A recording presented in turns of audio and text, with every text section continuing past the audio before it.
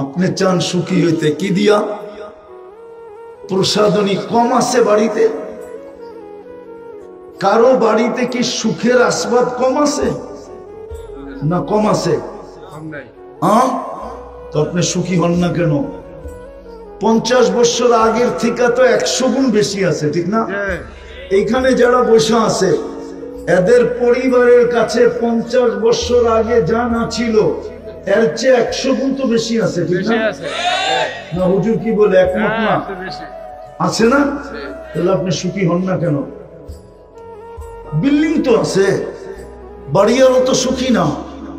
Flat তো আছে, ফ্ল্যাটওয়ালা তো সুখী না। গাড়ি তো আছে, গাড়িওয়ালা তো সুখী না।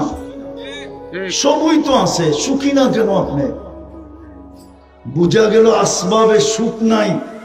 যদি থাকতো তাহলে উন্নত বিশ্বে এত বেশি বৃদ্ধাশ্রম হতো না। আপনি আমাকে যুক্তি দিয়ে বোঝান। যদি বস্তু মানুষকে সুখ দিত তাহলে উন্নত দুনিয়ার মানুষ এত বেশি আত্মহত্যায় প্রবণতা থাকতো না। সুইডেনের মতো দেশে সরকারিভাবে আত্মহত্যা বৈধ হইতো না। সুইডেনে সরকারিভাবে বৈধ, অথচ দুনিয়ার সবচেয়ে শান্তিময় দেশ। আমি গিয়ে আসছি 2008-এ, এই জন্য বলতেছি আমি চিনি ওই দেশে। 24 ঘন্টা টাকার বান্ডেল এরম করে নিয়ে গেল, কেউ তাকায় দেখবে না। সারা মাসে পুলিশ লাইনে একটা অকারেন্সের খবর আসে না, কিন্তু ওইখানে বৈধ। প্রবণতা এত বেশি, সরকার বৈধ করতে বাধ্য হয়েছে দেশের শৃঙ্খলা ঠিক রাখার জন্য। তাহলে ওইখানে বেশি করে কেন? যদি বস্তু মানুষকে সুখ দিত। আরে আমাকে বুঝান না, আমি আপনাদের কাছে বুঝতে চাই, আমি আপনাদেরকে বুঝাবো কি? ইসলাম দিছিলেন সুখে থাকার জন্য, কিন্তু ছাপ নাই। আফসোস। কোরআন দিছিলেন সুখে থাকার জন্য, আফসোস সারা দিনে একবার কোরআনে চুমা নাই, চুমা। আমাদের এই যুবকরা দেখে, মুভি দেখে পর্তুগাল, এটাকে খেলাফতে তুর্কিয়া বলে। তুর্কিয়া 600 বৎসরের খেলাফত ছিল। এখন যারা হজে যান এরা মনে হয় জমজম টাওয়ার দেখেন, ঠিক না? গরিব টাওয়ার, গরিব। এটা আমার চোখে আমি পাহাড় দেখছি। এটার উপরে তুর্কি বাদশার বাড়ি ছিল। আমি প্রথম গেছি 89-তে, তখন আমি এটারে টিপা টিপা দেখা আসছি, একটু হাইটা হাইটা উপরে উঠে আসছি। তুর্কি বাদশার বাড়ি ছিল, তুর্কিদের শাসন ছিল তখন। কিভাবে 600 বৎসরের রাজত্ব কিভাবে পাইল জানেন? পর্তুগাল যেদিন মুসলমান হয় ওই দিন যে কামরায় তাকে থাকতে দেওয়া হয়েছিল ওই কামরায় কোরআন রাখা ছিল। তো ঢুকার পরে সে জিজ্ঞেস করছে এই বই কিসের? তো যে তাকে নিয়ে গেছে সে বলছে এটাই তো আল্লাহর কালাম। তো বলছে আল্লাহর কালাম থাকবে আর পর্তুগাল রাত্রে এখানে ঘুমাবে, এটা হয়তো হয় কি করে? তো সে সারা রাত্র কোরআন মাথায় নিয়ে দাঁড়ায়। আল্লাহ এতটুক খুশি হয়েছেন এক বেদুইন পরিবারের হাতে। বেদুইন ছিল, বেদুইন পরিবারের হাতে 600 বৎসরের রাজত্ব দিচ্ছেন। আজকে আমরা শুধু চিৎকার দিই, চিৎকার। 60টা মুসলিম দেশ, 250 কোটি মুসলমান। 60টা মুসলিম দেশ, 250 কোটি মুসলমান। 4টা দেশের কাছে দুনিয়ার সবচেয়ে বড় টাকা। 4 দেশ যদি একসাথে টাকা মারে তাহলে দুনিয়ার সমস্ত টাকা জিরো হয়ে যাবে, zero. Kuwait, Bahrain, Oman, Brunei, 4 দেশের কাছে দুনিয়ার সবচেয়ে বড় টাকা। তারপরও আমাদের এই দুরবস্থা কেন? দুরবস্থা যদি না হইতো তাহলে আমাদের যুবকরা মুসলমান হওয়া সত্ত্বেও বিজাতির সাজে সাজে কি করে? ও তো মিডিয়া মিডিয়ায় দেখে মুসলমানের কোনো ভ্যালু নাই, মুসলমানের কোনো ইজ্জত নাই, সম্মান নাই, মুসলমানের কোনো ভ্যালু নাই, ইজ্জত নাই, সম্মান নাই, মুসলমানের কোনো দাম নাই। আমাদের যুবতীরা দেখে, স্কুল কলেজের পড়ুয়া মেয়েরা দেখে, ছেলেরা দেখে, ওরা দেখতে দেখতে দেখতে দেখতে এখন ইসলাম বিদ্বেষী হয়ে গেছে। ওরা যদিও মুখে বলে না, কালচারে বলে, কালচার বলে ওরা ইসলামকে লাইক করে না।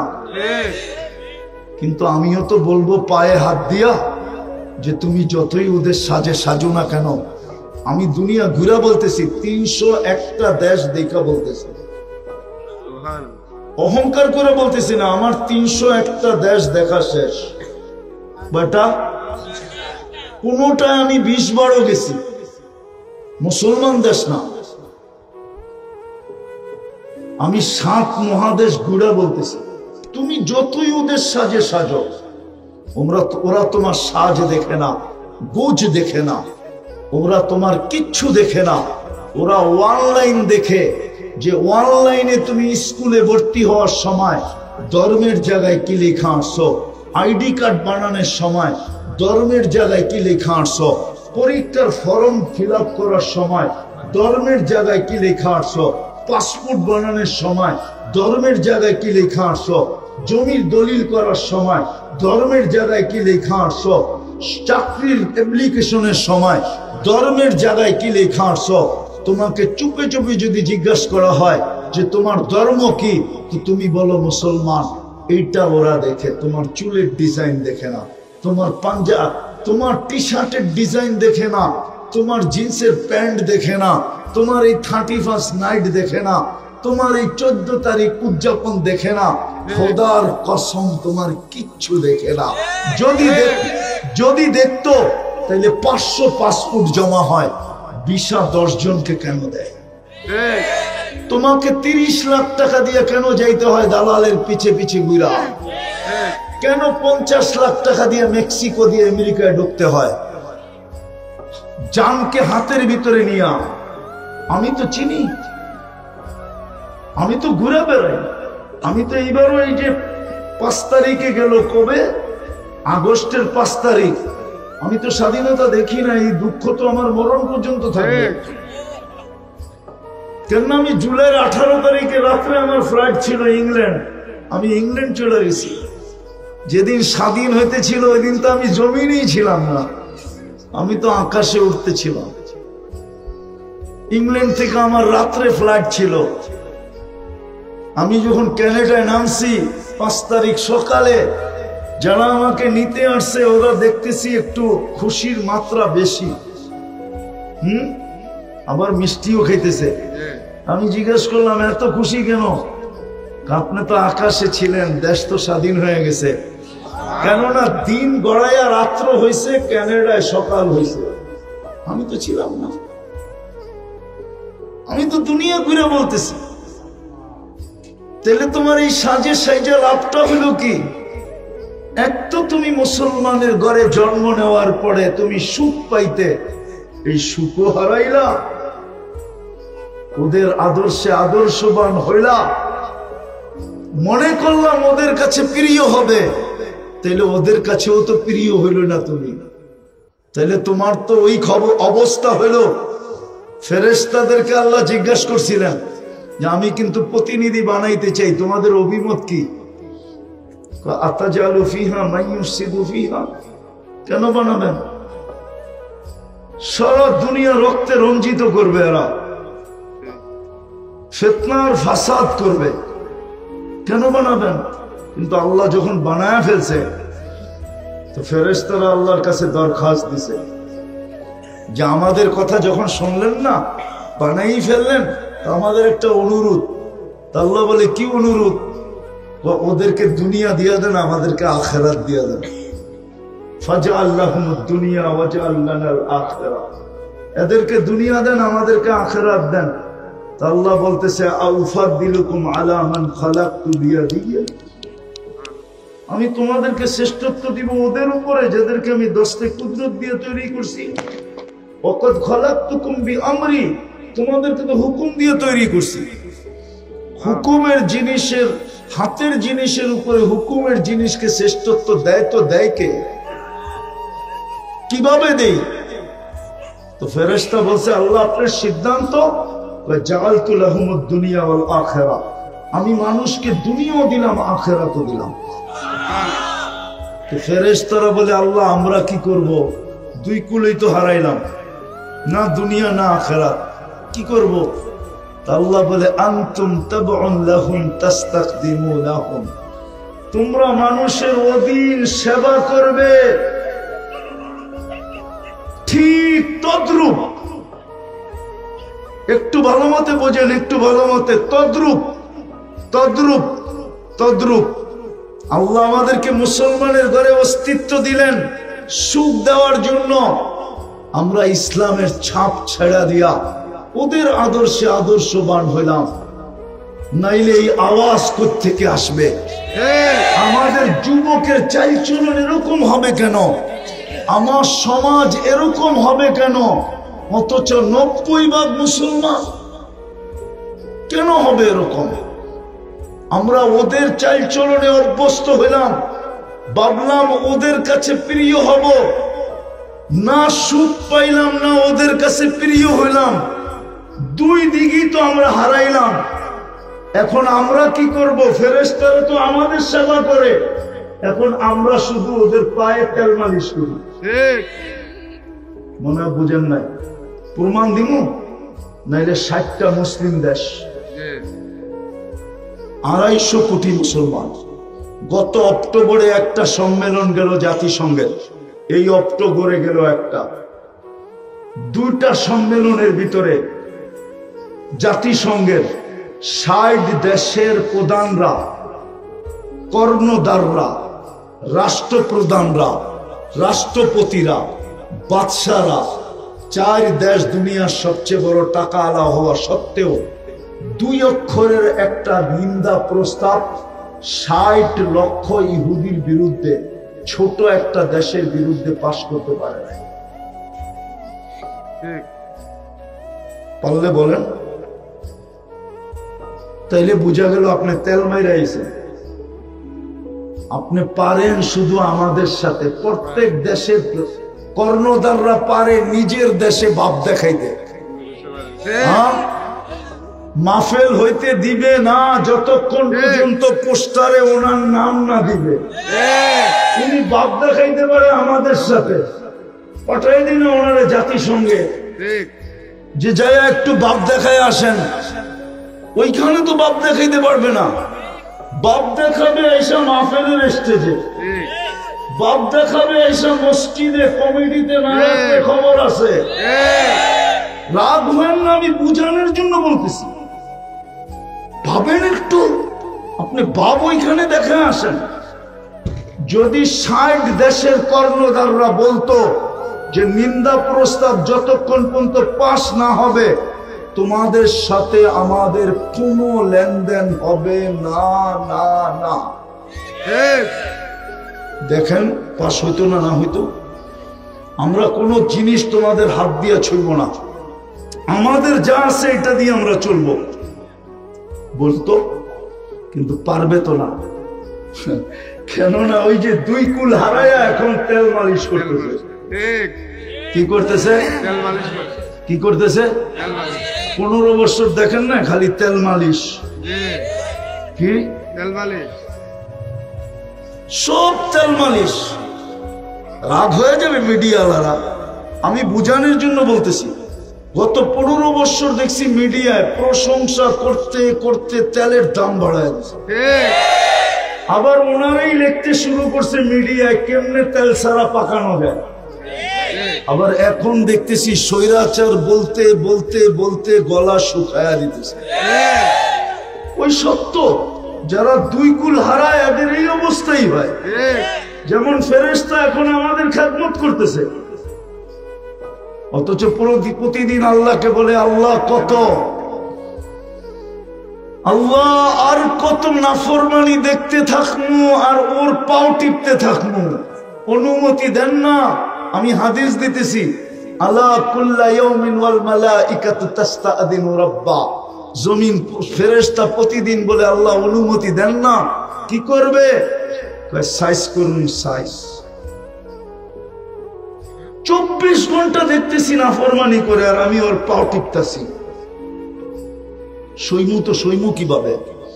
জমিন বলে আল্লাহ সব সয়া নেই, সব পেশাব করে, পায়খানা করে, 90 ফিট আমার বুকে পাইলিং করে, 120 ফিট পাইলিং করে, সব সয়া নিতেছি, কিন্তু নাফরমানি সই কি করে? আলা কুল্লা ইয়াউমিন ওয়াল আরদু তাস্তাদিনু রাব্বা। জমিন বলে প্রতিদিন অনুমতি দেন না। আপনি ফুটাইতেছেন, আল্লাহ যদি এখন অনুমতি দিয়ে দিল, কি করবেন? আমি তো 3.5 মাস পরে গেলাম, প্রথম যখন সুনামি হয়, যুগ জাকার্তা, আমার ঢাকার থেকে ফ্লাইট ছিল 8.5 ঘন্টা, আমি 3.5 মাস পরে গেছি। 350 কিলোমিটার আমার এই দুই চোখে দেখছি, একটা বাড়িও দাঁড়ানো ছিল। তখন আমার এই হাদিস মনে উঠছে, এইখানের জমিনকে আল্লাহ অনুমতি দিয়ে দিছে, একটু হেলায়া দেয়।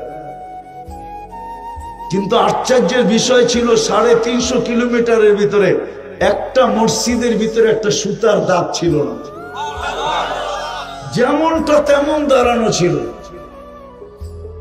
আমার মনে হয় মসজিদ বলতেছিল যে আমি ডেলি ডাকতাম, তোরা আসতি না, আমি কিন্তু ডেলি 5 বার তোদেরকে ডাকতাম, তোরা আসতি না, দেখ আজকে তোরা মাটির সাথে মিশানো, আমি আমার জায়গায় দাঁড়ানো। বিশ্বাস করেন, মসজিদ গুলো যেন আমার এই কথা বলতেছিল যে আমি ডেলি 5 বেলা ওদেরকে ডাকতাম, ওরা আসতো না। 5 বেলা ওদেরকে ডাকতাম, আসতো না। 5 বেলা ওদেরকে ডাকতাম, ওরা আসতো না। আজকে দেখো ওরা মাটির সাথে মিশানো, আর আমি আমার জায়গায় দাঁড়ানো। যদি আপনার এখানে হয়, কি করবেন বলেন? জমিন তো প্রতিদিন বলে, আমি তো হাদিস দিলাম, আলা কুল্লা ইয়াউমিন। জমিনের যুক্তি শুনবেন। জমিন আল্লাহ জিজ্ঞাসা করে, কেন তুমি পেটে নিবে? তো বলে, ইয়াকুল রিজকাকা ওয়া ইয়াসি, রিজিক তোমার খায়, তোমার নাফরমানি করে। ইয়াতাকাল্লাম বিলিসানিকা ওয়া ইয়াসি, বাকশক্তি তোমার, নাফরমানি তোমার। ইয়ানদুরু বিআইনিকা ওয়া ইয়াসি, দৃষ্টি শক্তি তোমার, নাফরমানি তোমার। ইয়াসমাউ বিউযুনিকা ওয়া ইয়াসি, শ্রবণ শক্তি তোমার, নাফরমানি তোমার। এক একটা করে খুলা ধরা বলে, আল্লাহর কতদিন সহ্য করব? যাক, আমি কথাকে গুছায় নিয়ে আসতেছি। সফলতা তো চাই বটে, দিতে তো চাইলেন বটে, নাইলে মুসলমানের ঘরে জন্ম দিবেন কেন? কিন্তু ইসলামের ছাপ কোথায়? সফলতা তো দিতে চান, নাইলে আপনাকে উম্মতে মুহাম্মদী বানায়া এত বড় কপাল দিবেন কেন? যেরকম আকাশ মাইপা বিজ্ঞান বলতে পারবে না কত লম্বা পাশ, রব্বে কাবার কসম আপনার কপালও মাইপা কোন সৃষ্টি বলতে পারবে না কত লম্বা কত পাশ। আপনি জানেন না উম্মতে মুহাম্মদী হওয়ার কারণে কত বড় কপাল আপনার। মুহাম্মদুর রাসূলুল্লাহ সাল্লাল্লাহু আলাইহি ওয়াসাল্লামকে আল্লাহ কোরআনে বলতেছেন, ওয়ামা উতিতু মিনাল ইলমি ইল্লা কালিলা, আমাদের বিদ্যা থেকে আপনাকে অল্প একটু দিছি, কিন্তু এই অল্প একটুই যদি রাখা হয়, সমগ্র সৃষ্টির বিদ্যা যদি আরেক দিকে রাখা হয়, তাহলে আমাদের নবীজির বিদ্যার সামনে সমগ্র সৃষ্টির বিদ্যা একটা বিন্দুর সমান হবে, একটা বিন্দুর সমান। তাহলে অল্প যদি এত হয়, তাহলে আমাদেরকে যেটা দিবেন ওটা কত বড় হবে। সর্বপ্রথম তো দিবেন পিছনের গুনাহগুলোকে মাফ করে দিবেন, ইরজিউ মাগফুরান লাক, যাও পিছনের গুনাহ মাফ। আর কি চান? আরো কিছু চান তো আরো একটা দিবে, বুদ্দিলা সাইয়্যাতিকুম হাসানাত, তোমাদের গুনার জায়গাগুলো নেকি দ্বারা পরিপূর্ণ করলাম।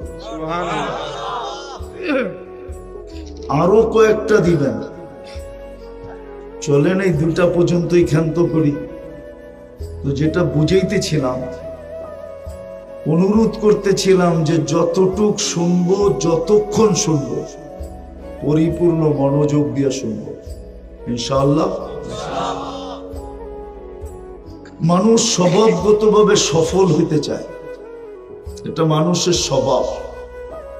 মানুষ সর্বক্ষেত্রে সফল হইতে চায়, জ্ঞানার হইতে চায়, সফল হইতে চায়, জ্ঞানার হইতে চায় সর্বক্ষেত্রে।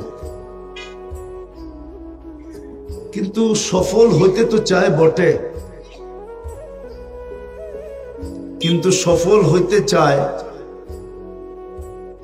কিন্তু আসলে যেই চাওয়াটা পুরো হবে, পরিপূর্ণ হবে, সে সফল কিভাবে হবে? মানুষ দুনিয়াতে সফল হইতে চায়, আবার মরার পরেও সফল হইতে চায়। কিন্তু আফসোস তো এখানে খুব কম মানুষ পাওয়া যাবে। 1000-এ 1 না, 1,00,000-এ 1 না, কোটিতে 2-4 জন পাওয়া যায় কিনা সন্দেহ। যে জিজ্ঞাসা করতে চায়, আমি একটু অন্যভাবে বুঝাইতেছি, যে সফল হতে চায়, কিন্তু যে আল্লাহ তাকে সৃষ্টি করলো, অস্তিত্ব দিল 1 ফোঁটা পানির থেকে, এরকম ম্যাজিক দেখাইলেন। মানুষের সৃষ্টিটা কিন্তু একটা ম্যাজিক, এবং এমন ম্যাজিক যেটার কোনো কুল কিনারা নাই, যে সবকিছু তোমার জন্য, আমিও তোমার জন্য, আমার সবকিছু তোমার জন্য। এই জন্যই তো বলছিলেন, কুল্লি কামা উরিদ আকুন লাকা কামা তুরিদ। আমি যেমন চাই এমন করে দেখা, তুই যেমন চাবি আমি তেমন করে দেখাবো। নাইলে আপনি মনে করেন জমিনে বৈশা সূর্য হ্যাক করে কি করে? আরে বলেন না, কোন বিজ্ঞান আর কোন যুক্তিতে এটা বুঝে আসে যে অগ্নিগিরিকে ইশারা করলে পিছে যায়? এটা কোন যুক্তি দিয়ে বুঝাইতে পারবেন আপনি আমাকে? কোন প্রযুক্তি দিয়া? যুক্তি, প্রযুক্তি, কোন বিজ্ঞান, কোন শিজ্ঞান দিয়ে আপনি বুঝাইতে পারবেন আমাকে যে অগ্নিগিরিকে ইশারা করলে কোথায় যায়? আমি তো কবর দেখে আসছি, তমিমে দাঁড়িয়ে রাদিয়াল্লাহু তাআলা আনহু। তা আমি বলতেছিলাম, তমিম সেলুট তোমাকে, সালাম তো দিলাম, একটা সেলুটও দিই তোমাকে। তোমার হাত 2টা রেখে গেলে আমাদের ফায়ার সার্ভিসের প্রয়োজন হইতো না। হাত 2টা কেন নিয়ে গেলা? কি প্রয়োজন হইতো ফায়ার সার্ভিসের? যেখানে আগুন ওখানে তমিমে দাঁড়িয়ে হাত, আগুন নিতে বাধ্য। আপনি বুঝান কোন যুক্তিতে, কোন যুক্তি দিয়ে আপনি আমাকে বুঝাবেন? আল্লাহ তো বলছে, কুল্লি কামা উরিদ আকুন লাকা কামা তুরিদ। আমি যেমন চাই তেমন করে দেখা, তুই যেমন চাবি আমি করে দেখাবো। তো চাইতেছে অগ্নিগিরি আমার হাতের ইশারায় পিছে যা, তো চাইতেছে বাচ্চার মতো। ওই পাহাড় এখনো মদিনায় আছে, চলেন আমি দেখায় দিব। আবার বইলা গেছে, লা তাখরুজি ইলা ইয়াউমিল কিয়ামা, কিয়ামতের সকাল পর্যন্ত বাহির হবি না। আমি তো কবরে যেয়া বলছি, তোমার কবর কই? টিউনিসিয়া লিবিয়ার বর্ডারে। আর উনি মদিনা মুনাব্বরের পাহাড়কে বলে গেছে কিয়ামতের সকাল পর্যন্ত বাহির হবি না। আচ্ছা, বাহির হইলে উনি কি করবে? আমার মনে হয় উনি বলছে, আমি যত দূরেই থাকি না কেন, এইবার তো হাতের ইশারায় তোকে আবদ্ধ করছি, আবার বাহির হলে কিন্তু লাথি মারতে মারতে আবদ্ধ করবো, বাইর হোস না। অগ্নিগিরি যাদের কথা মানে, মুসলমান হিসাবে তো নির্বাচিত করলেন সুখ দেওয়ার জন্য। ওলামা বলুক সুখ কার জন্য? শান্তি কার জন্য? নিরাপত্তা কার জন্য? ইজ্জত কার জন্য? সম্মান কার জন্য? কোরআন হাদিস তো বলে মুসলমানের জন্য। কিন্তু প্রশ্ন তো এখানে, ইসলামের ছাপ কতটুকু? ইসলামের ছাপই যদি হইতো তাইলে এই আওয়াজ কেন একটু পরে পরে শুনতাম? অথচ সিগন্যাল তো দিলেন আল্লাহ 2013-তে বাংলাদেশে 31st নাইটের পরের দিন 7.8 ভূমিকম্প বাংলাদেশে আসলো, কিন্তু কোনো বিপর্যয় ঘটলো না, কেননা সিগন্যাল ছিল। তো সিগন্যালে কোনো বিপর্যয় ঘটে না, সতর্কবাণী ছিল, এই জন্য কোনো বিপর্যয় হয় নাই। কালকে যদি বিপর্যয় হয় কি করবেন? কি করবেন? আর্মি আদালতে যায় কেস করবেন, না সুপ্রিম কোর্ট, না হাইকোর্ট, না পুলিশ? কোন জায়গায় করবেন? মুসলমান যদি আমি হইতাম, ইসলামের ছাপ যদি আমার ভিতরে থাকতো, তাইলে এই আওয়াজ কেন আসতো? ইসলামের ছাপ যদি থাকতো, পায়ে হাত রেখা বলি, তাহলে যুবক নেটে দেখা চুল কেন কাটতো? ডিজাইন কেন নেটের থেকে নিত? ইসলাম কি চুলের ডিজাইন দেয় নাই? মা বোন কেন সাজগোজ নেটের থেকে করতো? ইসলাম কি সাজগোজ দেয় নাই? ইসলাম কি সাজগোজ দেয় নাই? হ্যাঁ, যদি মুসলমানই হইতাম তাইলে ইসলামের ছাপ নাই কেন আমার ভিতরে? আমি তো সুখী হইতে চাই, সুখ তো আল্লাহ মুসলমানকে দিতে চায়। এই জন্যই তো আপনাকে আমাকে মুসলমানের ঘরে নির্বাচিত করলেন, প্রিয় পাত্র বানায়া করলেন। আগে আপনি প্রিয় হয়েছেন, তারপরে মুসলমান হয়েছেন। কোরআন এটাই বলে, মাইয়ুরিদিল্লাহু আইয়াহদিয়াহু ইয়াশরা সাদরাহু লিল ইসলাম মাইয়ুরিদিল্লাহু খায়রান ইউফাক্কিহু ফিদ্দীন। আপনি আগে প্রিয় পাত্র হয়েছেন কার কাছে? কি কোন আল্লাহ? এরকম বলেন 99 পদের মালিক আল্লাহর কাছে আমি প্রিয় পাত্র হয়েছি। দুনিয়ায় সামান্য পদস্থ মানুষের কাছে প্রিয় পাত্র হওয়ার জন্য সারা দিন দৌড়াইতে থাকে। আমরা তো সচক্ষে দেখি, সারা দিন দৌড়াইতে থাকে শুধু একজন সামান্য পদস্থ মানুষের কাছে প্রিয় হওয়ার জন্য।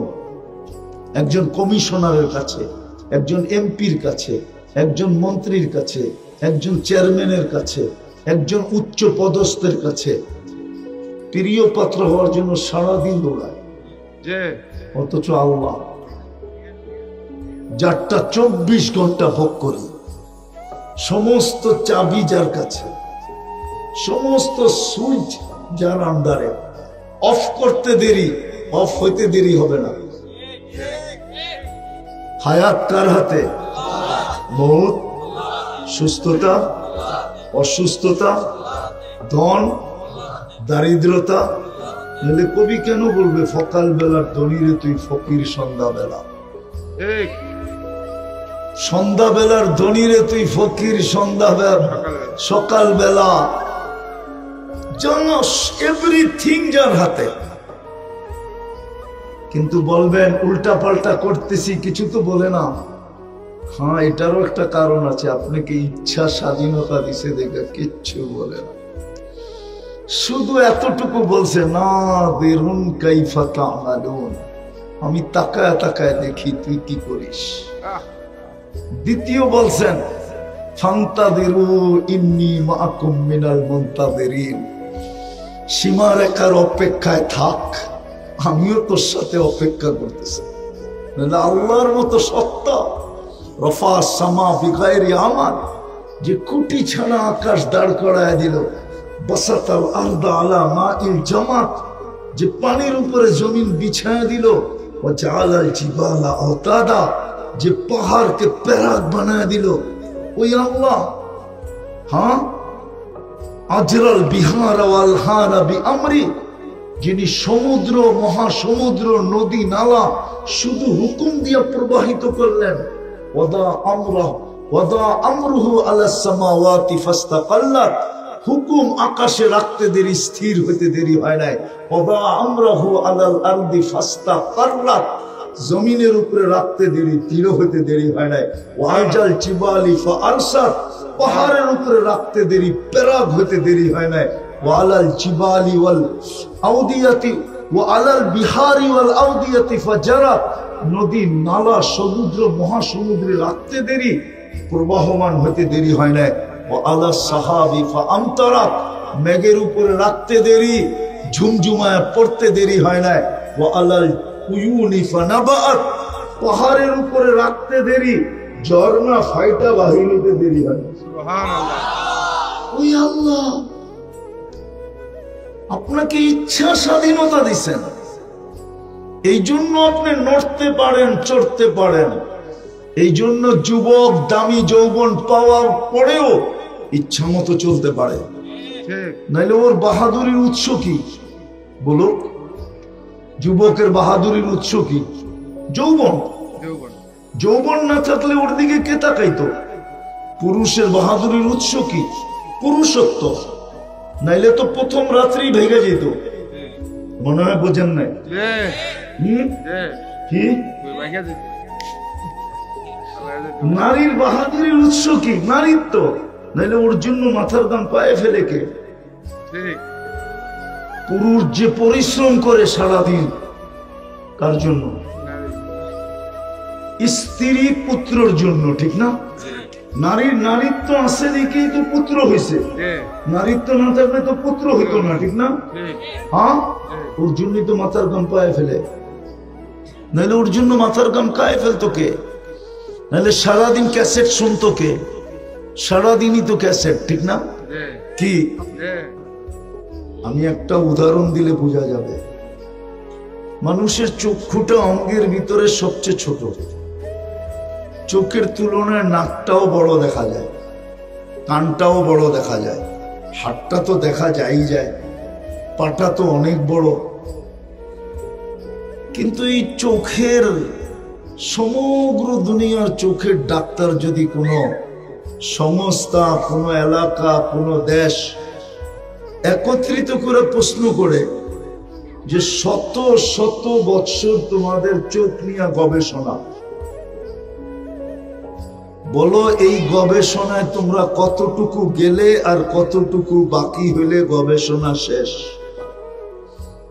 সারা দুনিয়ার চোখের ডাক্তার মুস্কি হাসি দিয়া বলবে যে গবেষণা করতেছি এটা বলতে পারি, কিন্তু এটার কিনারা কোথায়, কুল কোথায়, ওই প্রান্ত কোথায়, এটা দুনিয়ার জীবনেও বলতে পারবো না। পারবে? তাহলে এতটুক জায়গার ভিতরে ম্যাজিক কে দেখাইল? আপনার এক চোখে 13 কোটি ক্যামেরা। বিজ্ঞানের যুগ এত উন্নত, আপনি বিজ্ঞানকে বলেন সরিষার আকৃতির একটা ক্যামেরা বানায় দিতে। ছেলেরা তো সব স্কুল কলেজে পড়ে, সারাদিন নেটকে চাইটা বেড়ায়। চাটা বোঝেন? যুবকরা তো সারা নেটের পোকা বললে চলে। ওরা বলুক সরিষার আকৃতিতে একটা ক্যামেরা বানায় বিজ্ঞান দিতে পারবে কিনা? আসছে কোন ক্যামেরা সরিষার আকৃতি? তাহলে এখন 13 কোটি সরিষা এক জায়গায় কইরা দেখা উচিত যে কত বড় একটা পাত্র লাগে। আল্লাহ তো 13 কোটি ক্যামেরা এই চোখে সেট করলেন। এটা তো বিজ্ঞান বলতেছে, আমি তো বলতেছি না। 13 কোটি ক্যামেরার তার পিছনে নিয়ে গেছেন, কেবল। শুধু আল্লাহ জায়গা ব্যবহার করছেন 1.6 সেন্টিমিটার জায়গা। তারপরও 2টা তারকে একসাথে লাগতে দেন নাই, লাগলে ফায়ার হবে। আমরা সব উল্টা দেখব। এই যে ম্যাজিক একটা চোখে দেখাইলেন, এরকম প্রত্যেক অঙ্গে ম্যাজিক।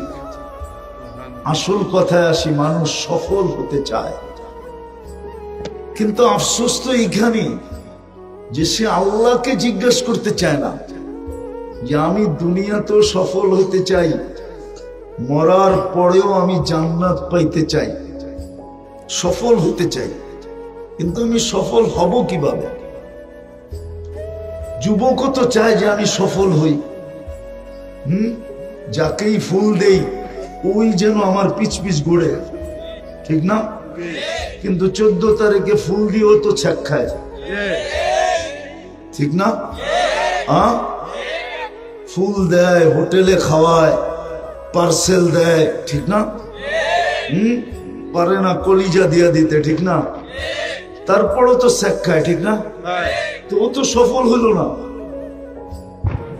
ও তো চায় সফল হইতে, সবাই চায় সফল হইতে, কিন্তু আফসোস তো এখানে যে আল্লাহকে জিজ্ঞেস করতে চায় না যে আমি সফল হব কিভাবে। যুক্তি তো এটাই বলে, মেশিন যে বানাইলো, আবিষ্কার যে করলো, অস্তিত্বে যে আনলো, তার থিওরি মানা, তার থিওরি অনুযায়ী মেশিনটা পরিচালনা করলেই মেশিনটা সঠিক পরিচালিত হবে। এটা তো আপনারা সবাই মাইনা নেবেন না? নেবেন না? নেবেন না? কি মেশিন চালান না আপনারা কেউ?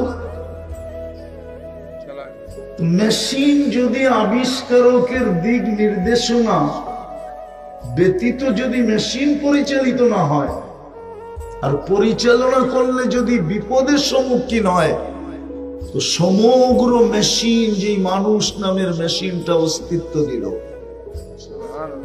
লোহাকে আকাশে উড়ায় দিল, সমুদ্রে পাশায়া দিল, এক এক জিনিস আবিষ্কার করে আমাদেরকে তাক লাগায় দিল, মুঠো ফোন দিল, কম্পিউটার দিল, কত আবিষ্কার এনে তা না এই মানুষ নামের মেশিনটা দিল। কিন্তু এই মানুষ নামের মেশিনটা চালানোর কোনো পদ্ধতি নাই। ভাবলাম ব্রেন আল্লাহ দিল, কিন্তু ওই ব্রেন অনুযায়ী চালাইলেই কি এটা চলবে? না, ব্রেনটা যিনি দিলেন ওনাকে জিজ্ঞাসা করতে হবে ব্রেনটা কিভাবে আমি চালাবো। যুক্তিতে বলেন, আফসোস তো এখানে কেউ জিজ্ঞাসা করতে চায় না যে আমি কিন্তু সুখী হইতে চাই।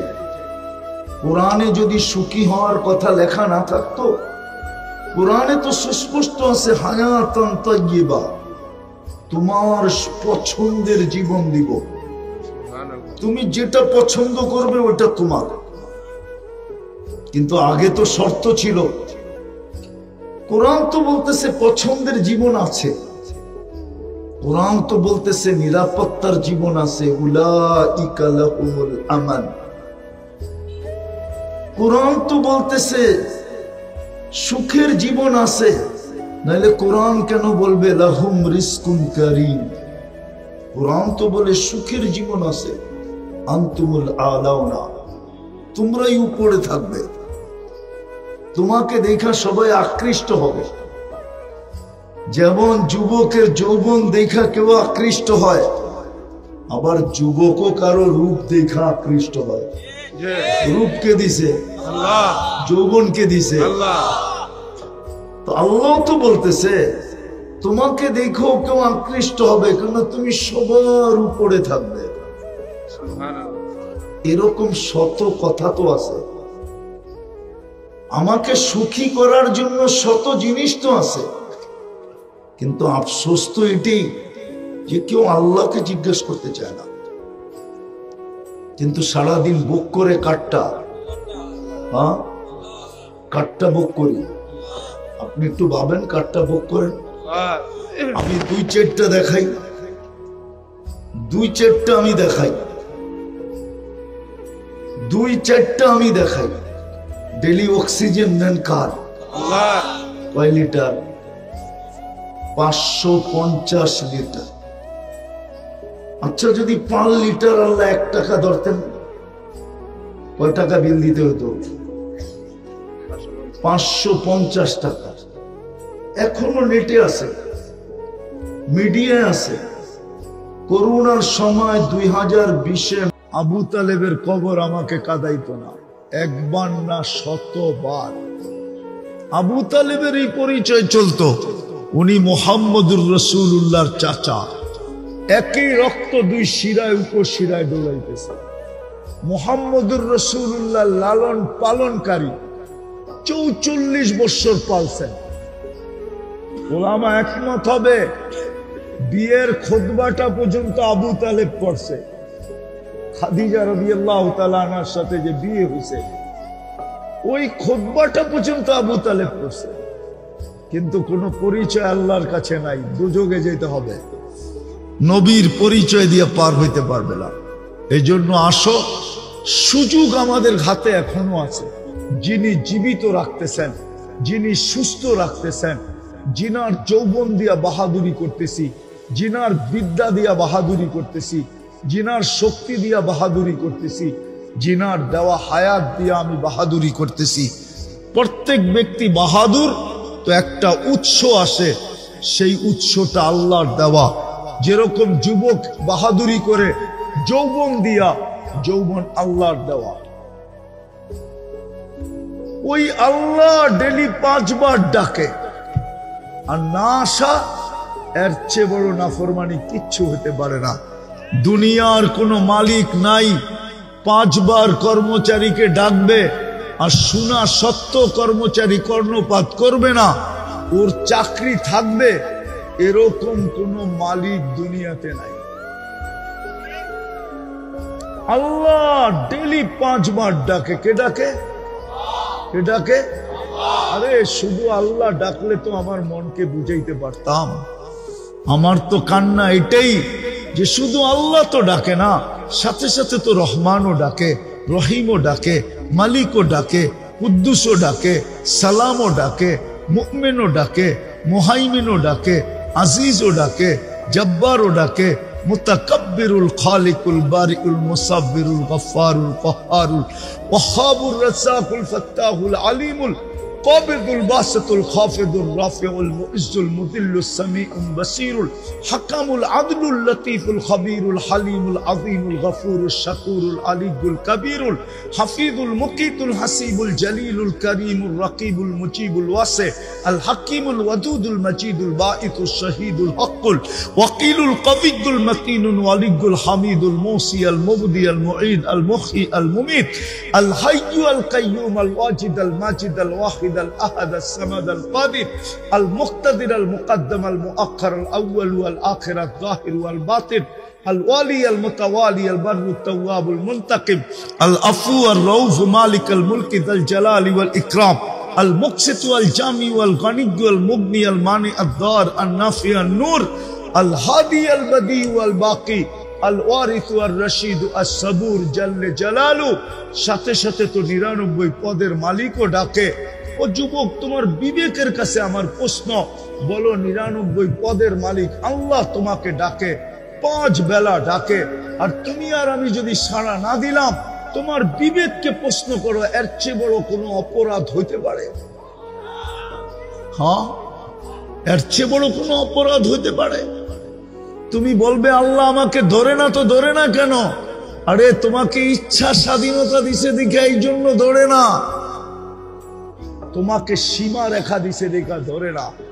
কেননা সীমা রেখায় পা দিতে দেরি, তুমি আল্লাহর কাছে যাইতে দেরি হবে না। তখন তোমাকে জিজ্ঞাসা করবে, আমি যে ডেলি 5 বেলা ডাকতাম, তুই থাকতি তো থাকতি কোথায়? তুই ছিলি তো ছিলি কোথায়? তুই সাড়া দিলি না তো দিলি না কেন? আমি তো 1-এর ভিতরে 100 রাখছিলাম। নামাজ তো তুই একটা দেখতেছিস, নামাজ তো একটা না, 1-এর ভিতরে 100। আমি তো নামাজ পড়তে ডাকি নাই তোকে। তোর নামাজি আর কি, তুই কি আর নামাজি কি? চড়াই পাখি কত বড়, রানলে আর জোল হইব কতটি, ঠিক না? আল্লাহ বলে আমি তো তোকে ডাকছিলাম জান্নাতের চাবি দিতে। এই হুজুর করে জিজ্ঞেস করেন মক্তবে পড়ায় কিনা। 3 নম্বর হাদিস মক্তবের, মিফতাহুল জান্নাতি আস-সালাহ। আল্লাহ তো বলে আমি ডাকছিলাম তোকে আমার সাথে কথা বলার জন্য, আমার সাথে কথা বলার জন্য, কথা বলার জন্য। মুসাল্লি ইউনাজি রাব্বা, আমি তো ডাকছিলাম তোকে আমার কাছে আনার জন্য। অসজুদ ওয়াক্তারিব, এ তো কোরআনে লেখা। আমি তো তোকে আনছিলাম আমার কুদরতি পায়ে মাথা রাখার জন্য। আস-সাজিদু ইয়াসজুদু আলা কাদামাইর রহমান। আমি তো তোকে ডাকছিলাম আমি তোকে বন্ধু বানানোর জন্য। সায়াজালু লাহুমুর রহমানু বুদ্দা, আমি তোকে বন্ধু বানাইতাম বন্ধু। তুই ছিলি তো ছিলি কোথায়? বলো যুবক, কালকে কি জবাব দিবা? ব্যস্ত? ওটারও তো সমাধান দিয়া দিছেন। মৃত্যুর সময় মালাকুল মউত প্রত্যেকের কাছে আইসা, কিছু লোকের কাছে আইসা প্রথম চিৎকার দিবে, আইনাল ইশতিগাল, বল তোর ব্যস্ততা কোথায়? তুই না ব্যস্ত বলতি? যে যাইতো তাকেই বলতি আমি ব্যস্ত ব্যস্ত। হুজুররা বুঝাইলেও বলতি ব্যস্ত, তাবলিগালারা বুঝাইলেও বলতি ব্যস্ত, পীর সাহেব বুঝাইলেও বলতি ব্যস্ত, তোর পায়ে ধরলেও বলতি আমি ব্যস্ত। কেমনে যাবো? প্রথমে চিৎকার দিবে, যেরকম হারানো আসামি খুঁজা পাইলে পুলিশ বলে কই যাবি এইবার বল, তো ফেরেশতাও বলবে আইনাল ইশতিগাল, বল তোর ব্যস্ততা কোথায়? আমরা চলে আসছি। তারপরে রশিতে একটা টান দিবে আর একটা চিৎকার দিবে, জালাল ইশতিগাল, তোর ব্যস্ততা শেষ। এই জন্য আজকে অঙ্গীকার করি, যখন দুটা করলাম তৃতীয়টা করি, আজকের থেকে নামাজ আর ছাড়বো, পাক্কা ওয়াদা। এই সমস্যার যুবকরা কি বলে? আর নামাজ ছাড়বো? নামাও। আজকের থেকে তোমাদের মিশন হলো মসজিদ গড়া দেওয়া। পারবা? এই যুব সমাজ পারবে? আল্লাহর ঘর ভরা দাও। আজকে মুসলমানের দুরবস্থা এই জন্যই। মসজিদ চিৎকার দেয় আল্লাহ মুসল্লি কোথায়, জমিন চিৎকার দেয় আল্লাহ নামাজি কোথায়। কবি এই জন্যই লেখেন, জমি পুছতি হ্যায় নামাজি কাহা হ্যায়, নামাজি কোথায়। একটা কথা আমাদের ভাবা উচিত, চিন্তা করা উচিত। এই জন্য চিন্তা করা উচিত যে আমরা যুবক হই আর বৃদ্ধ হই, এমন কি বাচ্চা হই,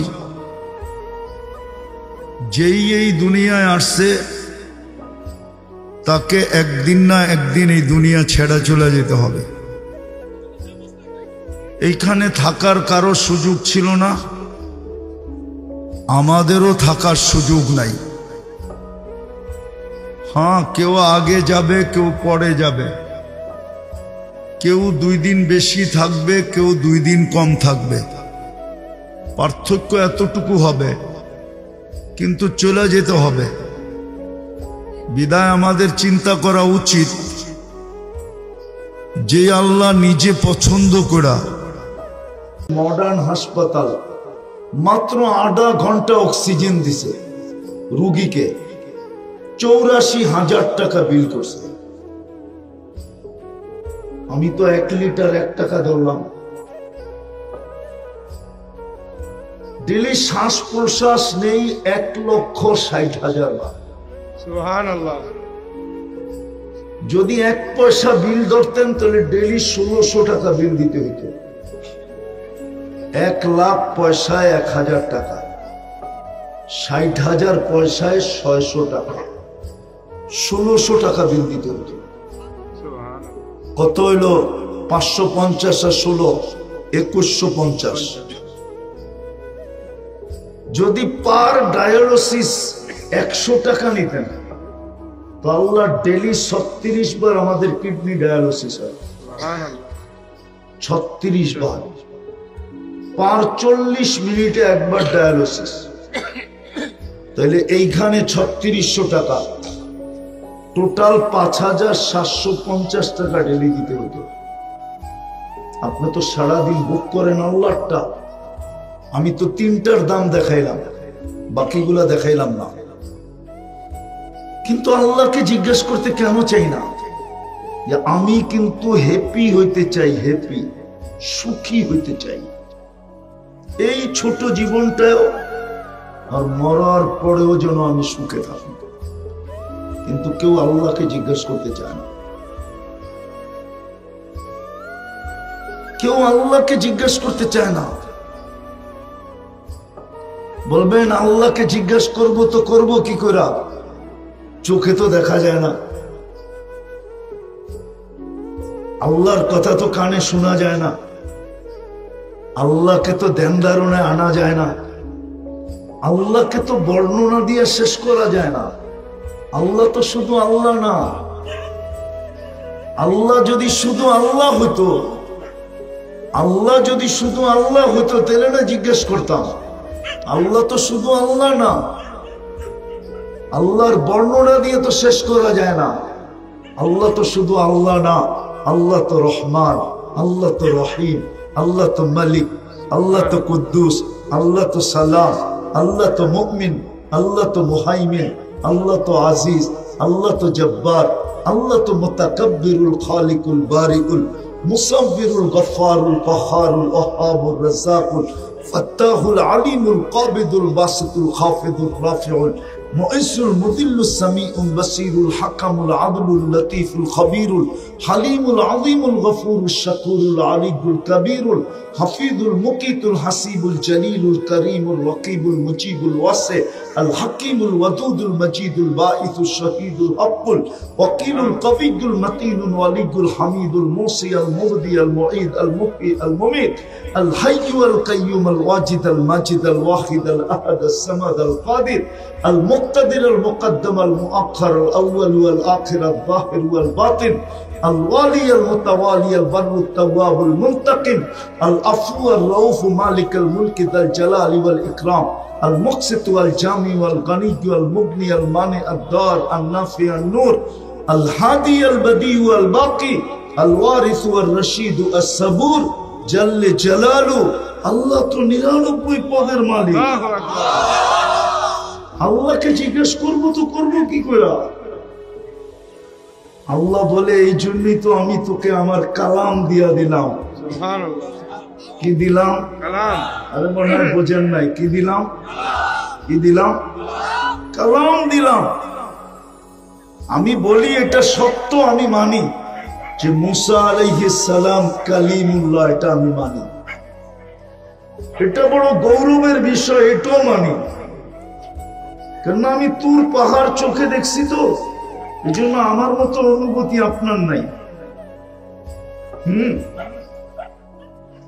আমার চেয়ে বড় তাফসীর পড়নেওয়ালা পাওয়া যাবে, কিন্তু আমার অনুভূতি ভিন্ন। আমি তো চোখে তুর পাহাড় দেখছি। মুসা আলাইহিস সালাম কোন জায়গায় দাঁড়ায় কথা বলতো এটা দেখছি। আমার মতো অনুভূতি তো আমরা নাই। মুসা আলাইহিস সালাম কালিমুল্লাহ বটে, মানি আমি।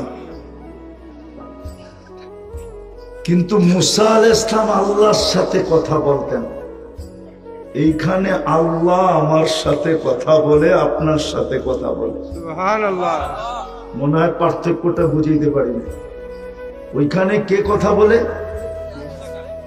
মুসা আলাইহিস সালাম কথা বলে কার সাথে? আল্লাহর সাথে। আর এখানে স্বয়ং আল্লাহ আমাদের সাথে কথা বলে, এই জন্য হলো কালামুল্লাহ। আল্লাহ বলে তোকে তো কালামুল্লাহ দিলাম, আমি তো কথা বলি তোর সাথে, তুই আমাকে জিজ্ঞাসা কর। প্রশ্নের জবাব দিলেন আল্লাহ যে আপনাকে তো চোখে দেখা যায় না, কানে শোনা যায় না, আপনার কথা ধ্যান ধারণায় আনা যায় না, বর্ণনা দিয়ে শেষ করা যায় না, আপনাকে জিজ্ঞাসা করবো তো করবো কিভাবে? আল্লাহ বলে কালাম তো দিলাম, আমি তো কথা বলবো, তুই যা জিজ্ঞাসা করবি আমি বলতে থাকবো। সুবহানাল্লাহ। কোরআনকে জিজ্ঞাসা কর, এটাই তো আমাকে জিজ্ঞাসা করা হলো, এটা আমার কালাম। কি কালাম? কার কালাম? আল্লাহ। আফসোস তো এইখানে 90% তো কোরআন পড়তে জানে না। আমার জাতির 90% তো কোরআন পড়তে জানে না। আচ্ছা, পড়তে জানে না এটা নিয়ে আমার কোনো আফসোস তেমন নাই, কিন্তু একজনও তো এখানে পাওয়া যাবে না যে ডেলি কোরআনটাকে 2 বেলা চুমা দেয়। সকালে চুমা দেয় একবার, বিকালে চুমা দেয় একবার, অথবা বুকে চাইপা ধরে একবার, অথবা একটু মাথায় রাখে একবার, অথবা চোখে লাগায় একটু একবার। আর আল্লাহকে বলে পড়তে পারি না, তাতে কি আসে যায়? মহব্বত তো করতে পারি। কি রাগ হয়ে গেলেন? তাহলে আপনি সুখে থাকতে চান কি করে? আমাকে বুঝান। জিজ্ঞাসা করতে চান না, পড়তেও চান না, চুমাও দিতে চান না, চোখেও লাগাইতে চান না। আফসোস তো এইখানেই। কোরআন দিল, যার কারণে কোরআন পাইলেন তাকেও তো চিনেন না। এই কোরআন আমরা পাইলাম কার কারণে? আপনি যদি উম্মতে মুহাম্মদী না হইতেন তাহলে কোরআন পাইতেন না।